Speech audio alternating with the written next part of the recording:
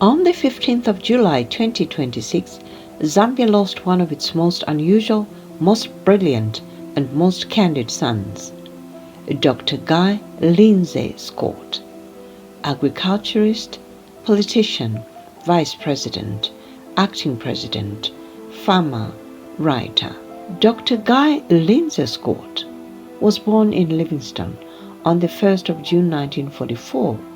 He died in Lusaka at his farm, aged 82. In his life, he crossed lines that many said could not be crossed. He became the first white vice president of an independent African nation, and for 89 days he became the first white head of state in mainland Africa since 1989. This is the story of Dr. Guy Lindsay Scott, a story in black and white, a Zambian story. Dr. Guy Lindsay Scott was born on 1st June 1944 in Livingstone, Batoka Province, then Northern Rhodesia, now Zambia. He was the son of Dr. Alexander Alex Scott and Mrs. Grace Scott, who was a trained nurse, who immigrated from England to Northern Rhodesia, now Zambia. She married Dr. Alexander Alex Scott, a Scottish physician. Dr. Guy Scott's father was not just a doctor. He was a founder of the Central African Mail, now the Zambia Daily Mail. In February 1960, Dr. Alexander Scott, alongside British publisher David Astor and investor Richard Seymour Hall, founded the newspaper, first called the African Mail and later the Central African Mail. Today, we know it as the Zambia Daily Mail. Dr. Guy Scott's father, Dr. Alexander Alex Scott, was also an independent member of parliament for Lusaka in the Federation of Rhodesia and Nyansaland. In 1953 in London, Dr. Alex Scott stood for a photograph with Harry Mwanga Nkumbula, Chief Musokotwane, Dr. Hastings Kamuzubanda, and Lawrence Katilungu. They had travelled to London to speak against the Federation. So Guy Scott grew up in a house where politics and principle were served at the dinner table. He was educated at the University of Cambridge, the University of Sussex, and the University of Oxford, an agricultural economist by training, but politics was in his blood. In 1990, Dr. Guy Scott joined the Movement for Multi-Party Democracy, the MMD. He was elected chair of its Agricultural Committee. 1 year later, in the historic 1991 general election, he was elected Member of Parliament for Mpika Central. President Frederick Chiluba then appointed him Minister of Agriculture, Food and Fisheries. It was the hardest job in government at the time. In January and February 1992, Zambia faced what was called the drought of the century.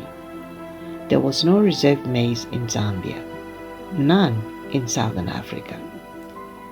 So, Dr. Scott had to arrange emergency imports, move food across dilapidated rail and road networks to feed the nation. He then oversaw the drought recovery, leading to the bumper harvest of 1992 to 1993.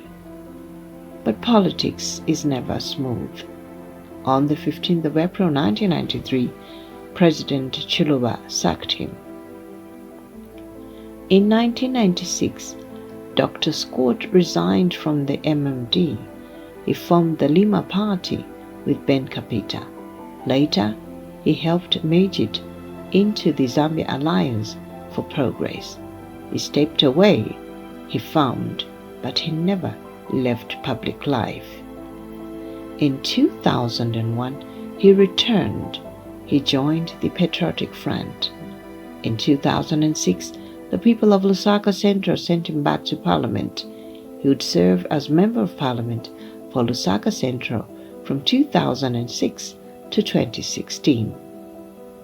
Then came 20th September 2011. a presidential election.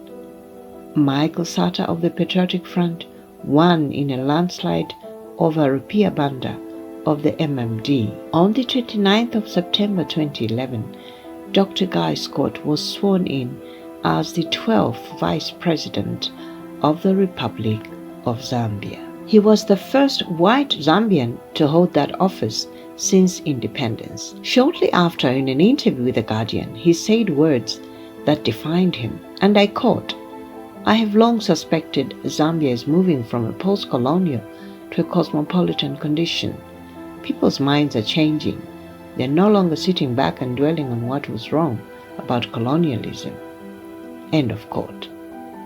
He also recalled meeting former US President George W. Bush in 2012, and I quote, "When they introduced me as Vice President, he thought they were kidding." End of quote. For 3 years, he served as deputy to Michael Sata, outspoken, unfiltered, loyal. On October 28, 2014, President Michael Sata died in office. According to Article 38 of the Constitution of Zambia, the Vice President becomes acting president for no more than 90 days. An election must be held. On the 29th of October 2014, Dr. Guy Scott was sworn in as acting president of Zambia. With that oath, he made history. He became the first head of state of European descent in mainland Africa since F.W. de Klerk in 1989. But there was a problem. Article 34 of the Constitution of Zambia required that both parents of a presidential candidate be Zambian by birth or descent. Scott's parents were Scottish and English immigrants. That clause had been put in place years earlier to prevent Kenneth Kaunda from running again. It now prevented Scott. He was ineligible to stand for the presidency, and so he did not. His 89 days were not easy. On the 3rd of November 2014, he dismissed Edgar Lungu as Secretary General of the Patriotic Front. He reinstated him a day later after protests in Lusaka. On the 17th of December 2014, he rejected calls from cabinet members asking him to resign. He held the office. He kept the government running until the 25th of January 2015, when Edgar Lungu won the by-election and was sworn in as Zambia's 60th president. After 2015, Dr. Guy Scott left frontline politics. He left the Patriotic Front before the 2016 general election. In 2019, he wrote a book entitled Adventures in Zambian Politics, a story in black and white. Part memoir, part history of Zambia, told his trademarks honesty and humor. In March 2021, he joined the United Party for National Development, the UPND. Party President Hakainde Hichilema appointed him as chief consultant and member of the National Management Committee. Even in his 70s, he was still advising, still farming, still speaking his mind. He was married to Charlotte Harlot since 1994 and is a father of 4. He lived the life he preached, service without apology. Dr. Guy Scott was not a typical politician. He was an economist who managed a national drought, a white man who became vice president in Black Africa, an acting president who respected the Constitution enough not to bend it for himself, a writer who titled his own story, a story in black and white. He once said Zambia was moving beyond colonialism. His own life proved it.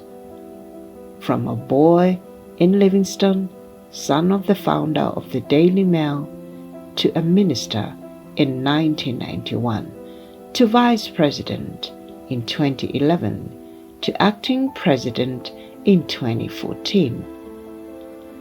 Dr. Guy Lindsay Scott served Zambia for over 30 years. He died on July 15, 2026 in Lusaka at his farm, aged 82. Zambia will remember him not for the color of his skin, but for the content of his service. Rest in peace, Mr. Vice President. Rest in peace, Dr. Guy Lindsay Scott.